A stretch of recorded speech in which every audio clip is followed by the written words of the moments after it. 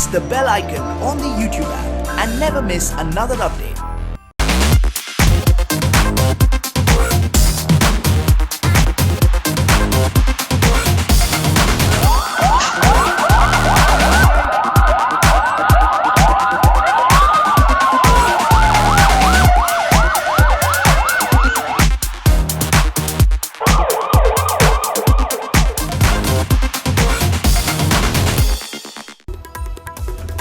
नमस्कार, आप सभी का स्वागत है। मैं हूं शशि शर्मा, आप देख रहे हैं दबंग खबरें। आइए नजर डालते हैं आज की कुछ खास खबर पर। आज़ाद हिंदुस्तान में आज भी मजदूर गुलाम क्यों हैं और किस कदर उनकी जान सस्ती होती जा रही है, ऐसा ही एक वाकया देखने को मिला मुंबई से सटे काशीमीरा के प्रेमनगर में स्थित, जहां मनपा के एसटीपी प्लांट में ठेकेदार की लापरवाही का खामियाजा 3 मजदूरों को अपनी जान देकर चुकाना पड़ा।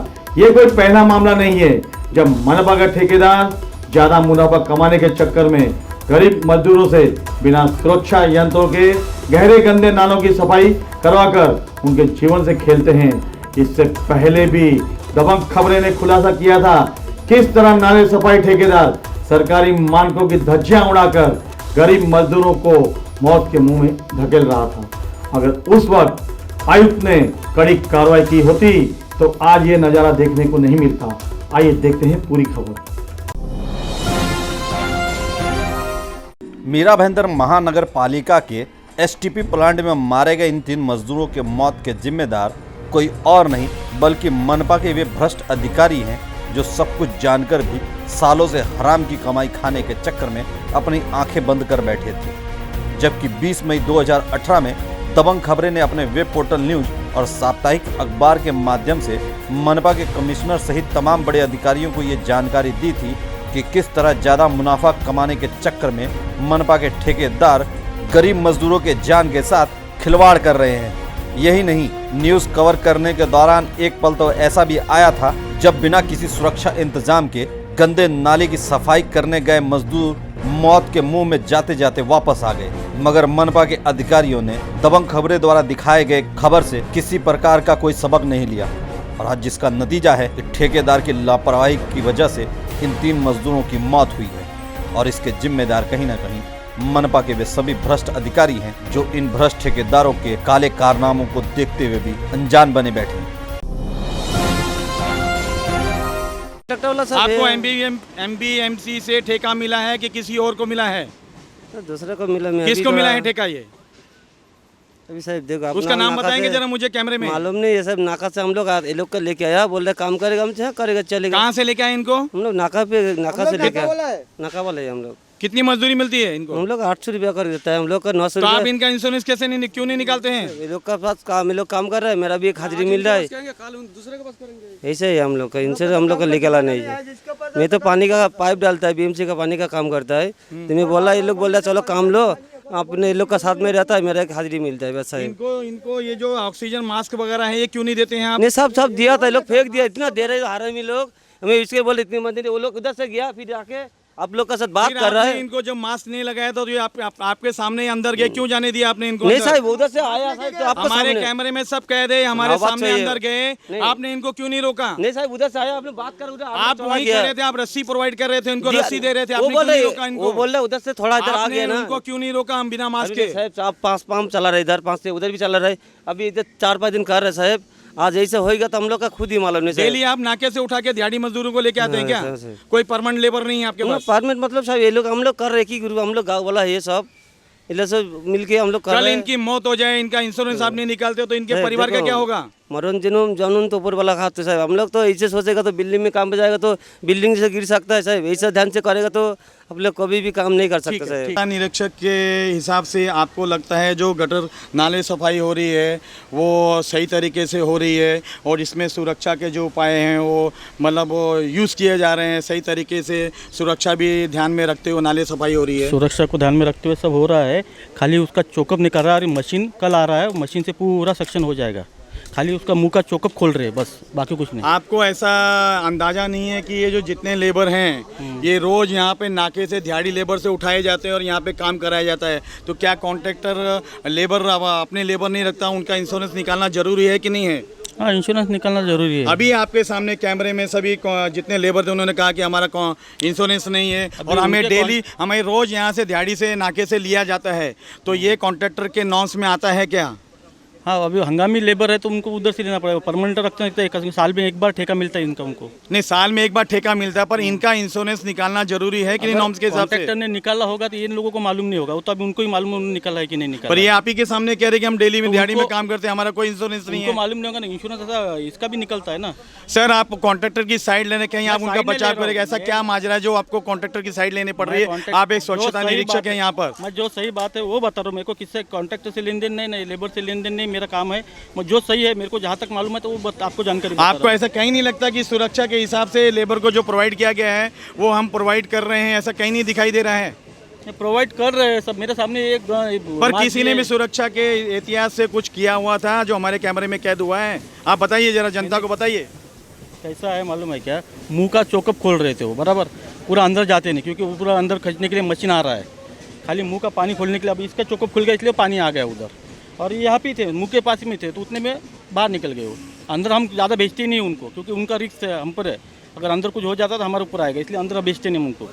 खाली मुंह का चोकअप खोल रहे थे उसके और उसने वो चोकअप खुल गया उधर से। सर आपको ऐसा सर्वे से ऐसा महसूस हुआ कि यहाँ के जो ठेकेदार जिसको ठेका दिया गया है वो काम सुचारू रूप से कर रहा है और सुरक्षा के सारे नियमों को पालन कर रहा है?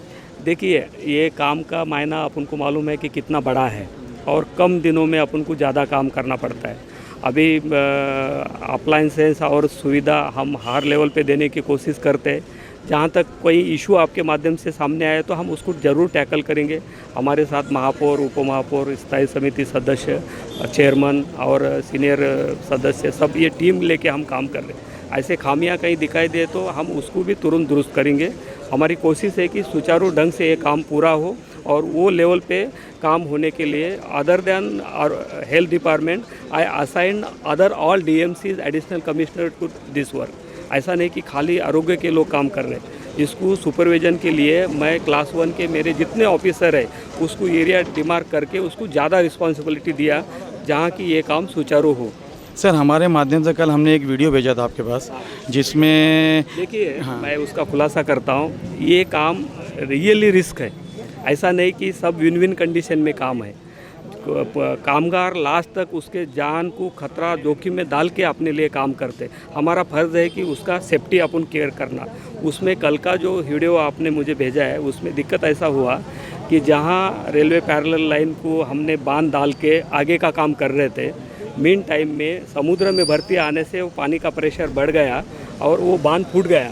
उसमें से वो 2-3 कामगारों को दिक्कत से बाहर निकालना पड़ा। This is the reality, we take care, no causal. Sir उसमें सेफ्टी के नॉर्म्स है वो तो कहीं भी अप्लाई नहीं हो रहे कि जो मज़दूरों को सेफ्टी के नॉर्म्स वापरने चाहिए, मास्क देना चाहिए उनको, या ऑक्सीजन मास्क जब वो गहरे नाले में जा रहे हैं, तो वैसे कोई भी नॉर्म्स वहाँ पे नज़र नहीं आए हमें।